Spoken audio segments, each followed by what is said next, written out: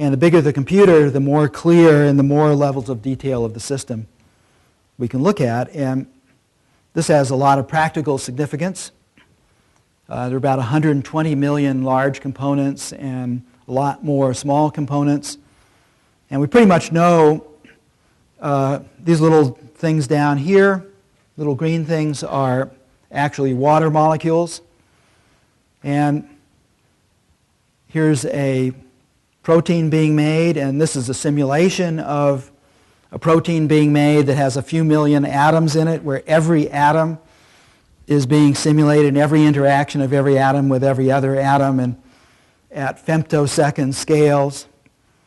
And the graphics is tough because they are using, you can see little hexagons here, benzene rings for one representation, but these are just bundles of atoms.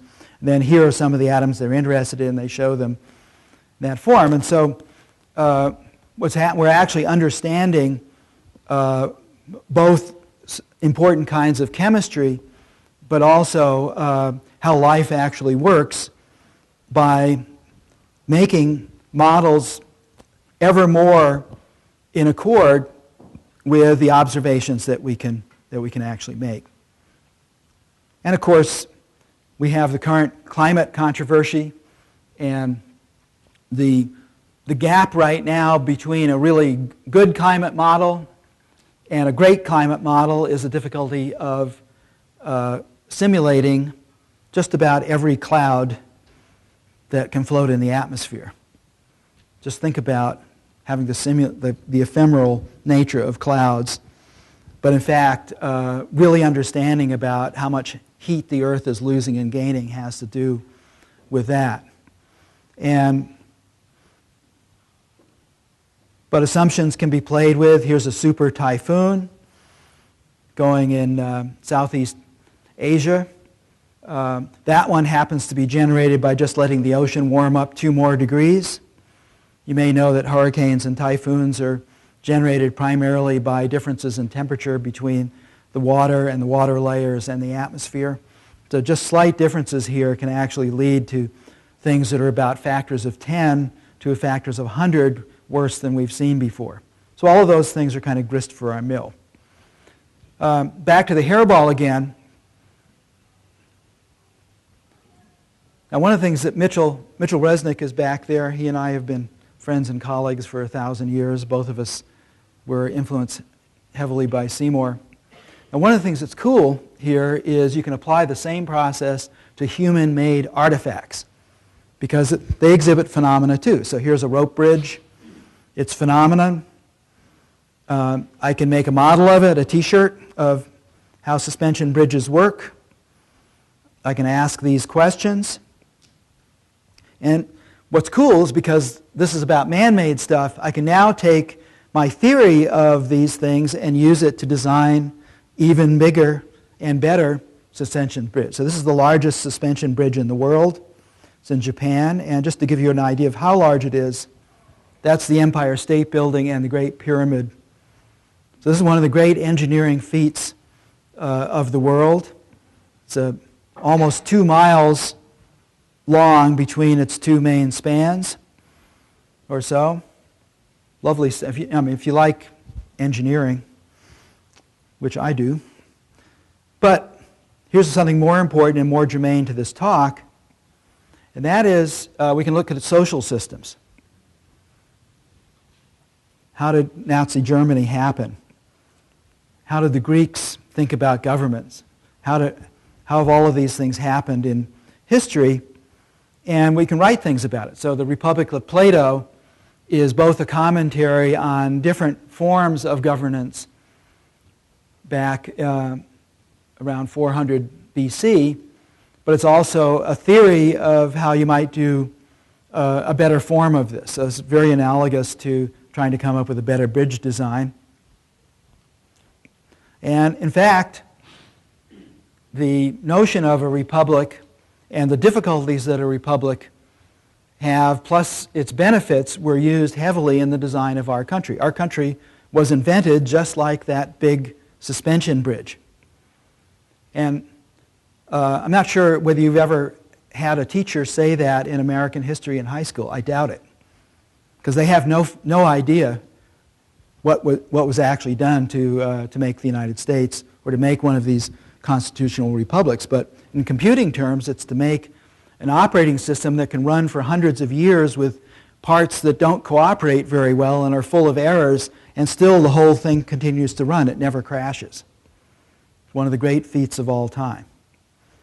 And that's why we need to understand science, not just about the physical world, but science the process.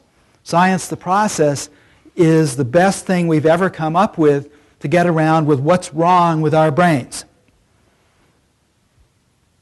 So Bacon talked about this, but for thousands and thousands of years, our brains are thinking really bad thoughts, and these thoughts propagate to very bad results. And this idea of being a citizen is to participate in the same kind of process that professional scientists do about the physical world, but about our society. So part of the dilemma of democratic republics is one of these things in the 80 to 85% thing we have to get adults fluent in is science, real science, not bullshit science that's taught like a catechism for a religion that talks about facts and tries to get people to believe things about things that they can't see. That's not science. That's just a religion by a different name. So I'm talking about the real deal and what the process is. And basically, here's what we've got in American schools, and schools most places in the world, is there's no support of any kind for the majority that need help. Only the very strongly disposed actually learn it, and they learn most of their stuff out of school by different processes. So just to give you an idea, if you take all of the scientists, all the mathematicians, all the engineers, and all the physicians in the United States today, they number about 1% of the adult population. All the scientists, all the engineers, all the mathematicians, and all the physicians, 1% of the adult population. The surveys show that the percent of the adult population in the United States that can hold an extended conversation about science with a scientist, that is, a person who's fluent but not a pro, is about 5%. That just isn't going to cut it. And that is what our real issue is. Okay, now here's another perspective to look at this. Suppose you had the IQ of Leonardo and you were born in 10,000 BC. You're not going to get very far.